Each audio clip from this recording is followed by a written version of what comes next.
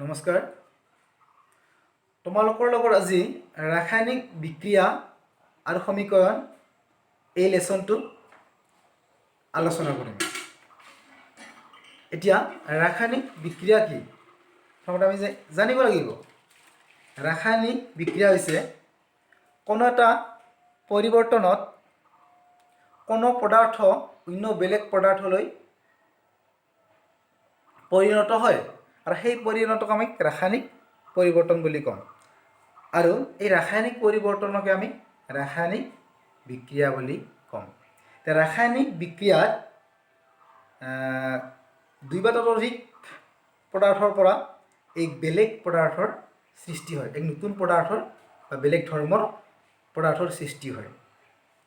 ৰাসায়নিক সমীকৰণ হৈছে ৰাসায়নিক বিক্ৰিয়াবোৰক বুজাবলৈ বিক্ৰিয়ক আৰু বিক্ৰিয়াজাত পদাৰ্থবোৰ সাংকেতিক চিহ্নৰ দ্বাৰা উপস্থাপন কৰা যিটো পদ্ধতি, সেই পদ্ধতিটোক আমি ৰাসায়নিক সমীকৰণ বুলি কওঁ।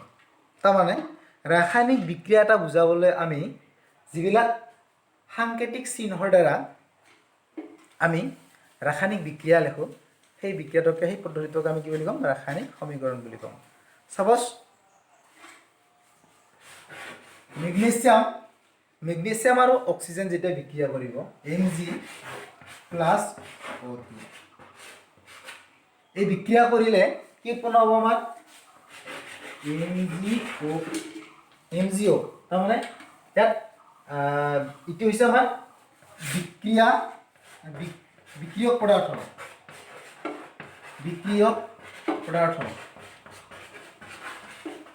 আৰু এইটো বিক্ৰিয়াজাত পদাৰ্থ।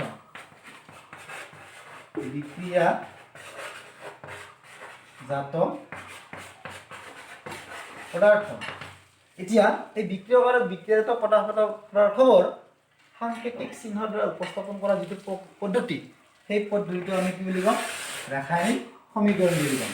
এইটো আমাৰ ৰাসায়নিক সমীকৰণ। এই ৰাসায়নিক সমীকৰণবোৰ আমি কেনেদৰে সন্তুলিত কৰিম সেই কথা আমি এতিয়া আলোচনা কৰিম।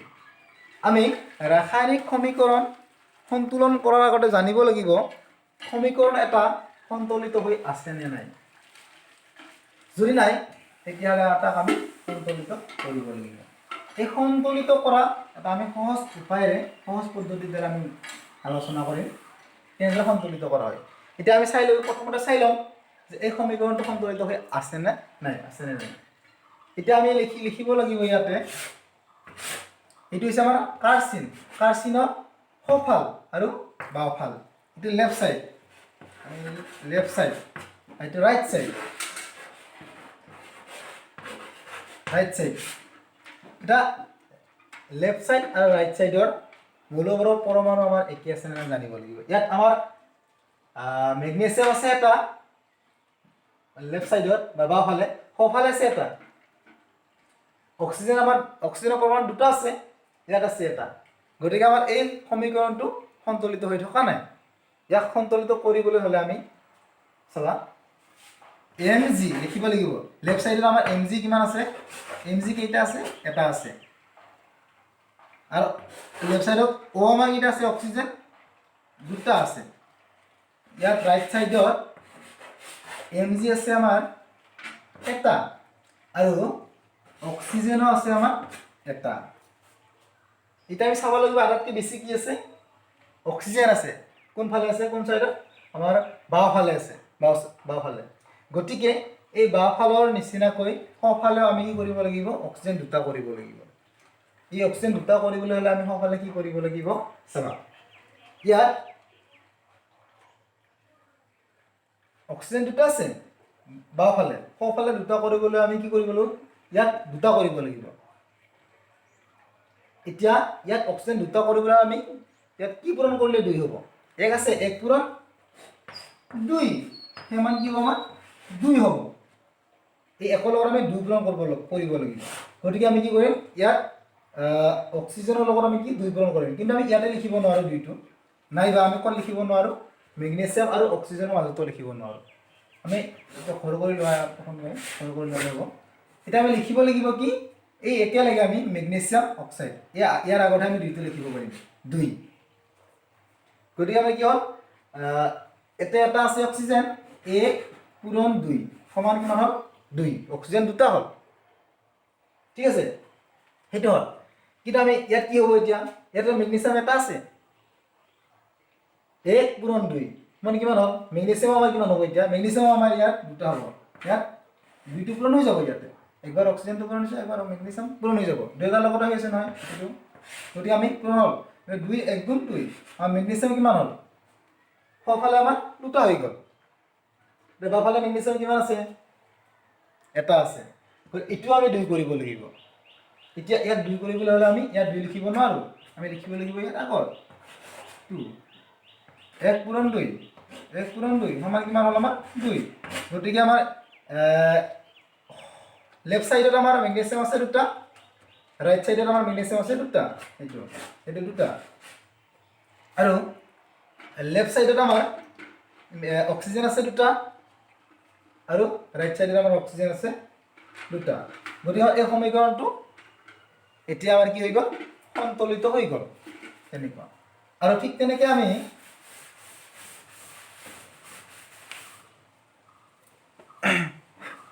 আমাৰ কিতাপত দিয়া আছে দশম শ্ৰেণীৰ আমাৰ যিখন কিতাপ তাতে আমাৰ লেছন পেজ নাম্বাৰ 3 তাতে আমাৰ দিয়া আছে আৰু আমাৰ তাত এটা দিয়া আছে সন্তুলিত সমীকৰণ বুলি জিংক আৰু সালফিউৰিক এচিড এটা আমি কৰি চাম এতিয়া zinc Zn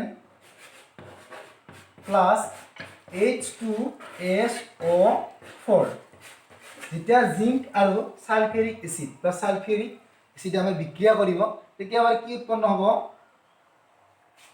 ZnSO4 zinc sulphate উৎপন্ন হ'ব আৰু আমাৰ হাইড্ৰোজেন উৎপন্ন হ'ব এইটো উৎপন্ন হৈছে এটা ৰাসায়নিক বিক্ৰিয়া বা ৰাসায়নিক বিক্ৰিয়াৰ ফলত আমাৰ এটা সমীকৰণৰ সৃষ্টি হৈছে এইটো এই সমীকৰণটো আমাৰ সন্তুলিত হৈ আছে নে আগত চাব লাগিব চাবা ইয়াত আমাৰ কি আছে জিংক আছে আমাৰ বাওঁফালে জিংক এটা আছে আৰু সোঁফালে আমাৰ কি আছে জিংক এটা আছে এতিয়া আমাৰ কি আছে বাওঁফালে হাইড্ৰোজেন দুটা আছে সোঁফালে হাইড্ৰোজেন দুটা আছে ইয়াত দুটা আছে এটা দুটা আছে এতিয়া সালফাৰ আছে আমাৰ কিমান এটা এটা সালফাৰ আছে এটা অক্সিজেন চাৰিটা আছে আমাৰ ৰাইট সাইডে আমাৰ কি আছে অক্সিজেন চাৰিটা আছে গতিকে এই সমীকৰণটো আমাৰ কি আছে সন্তুলিত হৈয়ে আছে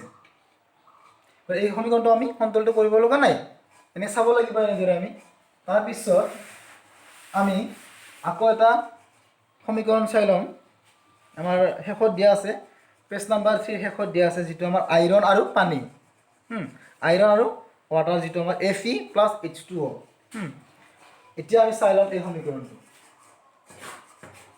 Fe plus Fe plus H2O ইয়াত আমাৰ কি আছে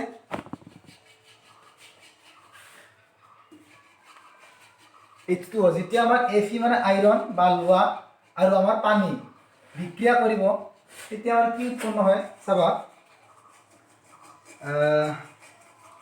FeTO4 আৰু আমাৰ কি হৈছে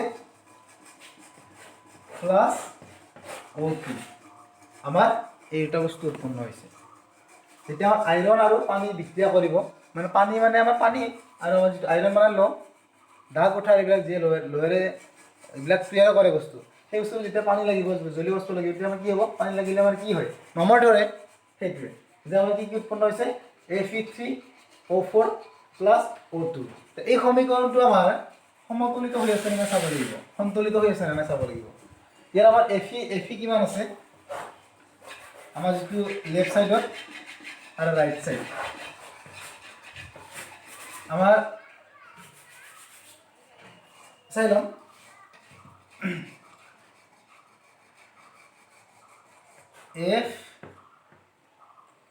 Fe1 আৰু আমাৰ কি আছে হাইড্ৰোজেন হাইড্ৰোজেন আছে কেইটা আমাৰ দুটা আৰু অক্সিজেন কিমানটা আছে আমাৰ এটা ঠিক তেনেকৈ আমি ৰাইট সাইডত চাই লওঁ সোঁফালে এফি আছে আমাৰ এফি কিমানটা আছে আমাৰ এফি আছে আমাৰ তিনিটা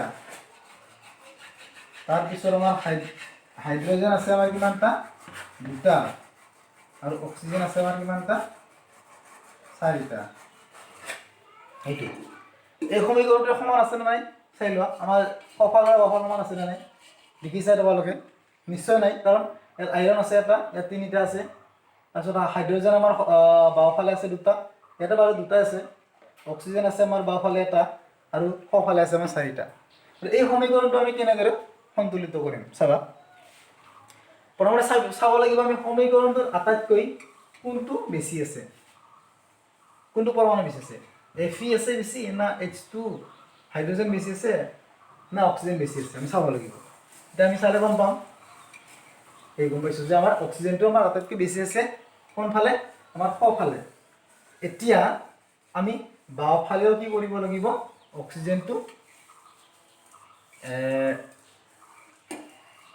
বেছিকৈ অক্সিজেনটো আমি কি কৰিব লাগিব বাওঁফালে আমি অক্সিজেনটো আমি চাৰি কৰিব লাগিব সোঁফালে আছে চাৰিটা বাওঁফালে আমি চাৰিটা কৰিব লাগিব তেতিয়াহ'লে আমি কি কৰিম এতিয়া আমিতো ইয়াত অক্সিজেনটো যিহেতু আমাৰ সোঁফালে সমান কৰিব লাগিব এতিয়া অক্সিজেনটো আমি ইয়াতে চাৰি লিখিব নোৱাৰোঁ নাইবা আমি কি ইয়াতেও আমি হাইড্ৰোজেন আৰু অক্সিজেনৰ মাজত আমি লিখিব নোৱাৰোঁ আমি লিখিব লাগিব ইয়াতে আমি ইয়াতে চাৰি লিখিব লাগিব ইয়াতে আমি যিটো H2 একেলগে আছে ন এই যুগটোৰ আগত লিখিব লাগিব আমি ইয়াতে লিখিব নোৱাৰোঁ চাৰি ইয়াতে আমি চাৰি লিখিব নোৱাৰোঁ আমি লিখিম ইয়াতে এতিয়া লিখিলে কি হ'ব ইয়াতে আছিল আমাৰ এটা অক্সিজেন আমাৰ বাওঁফালে এটা আছিলে একৰ লগত কি পূৰণ কৰিলে চাৰি হয় 1 পূৰণ 4 সমান 4 তাৰমানে আমাৰ কি হ'ল অক্সিজেনটো আমাৰ চাৰিটা হৈ গ'ল চাৰি পূৰণ কৰাৰ লগে লগে এতিয়া আমাৰ কি হ'ল হাইড্ৰোজেন আমাৰ অক্সিজেনৰ সমান আছে নে গম পালোঁ সমান সোঁফালে চাৰিটা আমাৰ বাওঁফালে চাৰিটা হৈ গ'ল ঠিক আছে এতিয়া হাইড্ৰোজেনটো চাই লোৱা হাইড্ৰোজেন আমাৰ কি আছিলে সোঁফালে আমাৰ দুটা আছে আৰু বাওঁফালে আমাৰ কি হ'ল আগতে আমাৰ দুটা আছিলে বাৰু এতিয়া আমাৰ কি হ'ব আমি আকৌ পূৰণ কৰিলোঁ 4 পূৰণ 2 সমান কি হ'ব 4 2 গুণ 2 পূৰণ 4 সমান আমাৰ কিমান 8টা হৈ গ'ল এটা আমাৰ কিন্তু হাইড্ৰোজেন 8টা হৈ গ'ল গতিকে আমি ইয়াতেও 8টা হাইড্ৰোজেন কৰিব লাগিব এতিয়া কি কৰিবা চাবা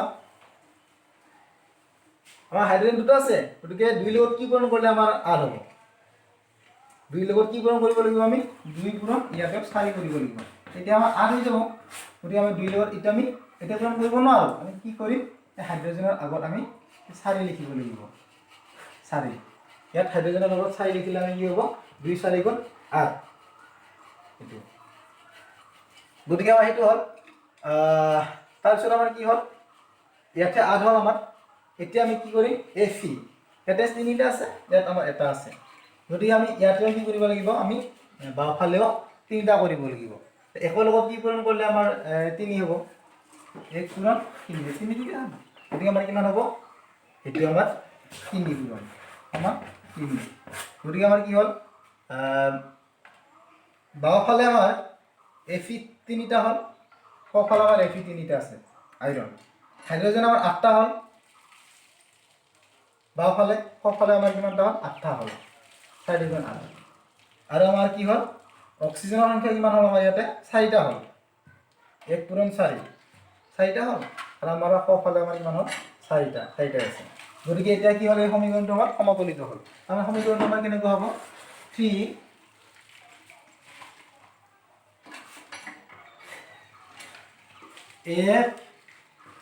Fe প্লাছ 4 এনেকুৱা হ'ব আমাৰ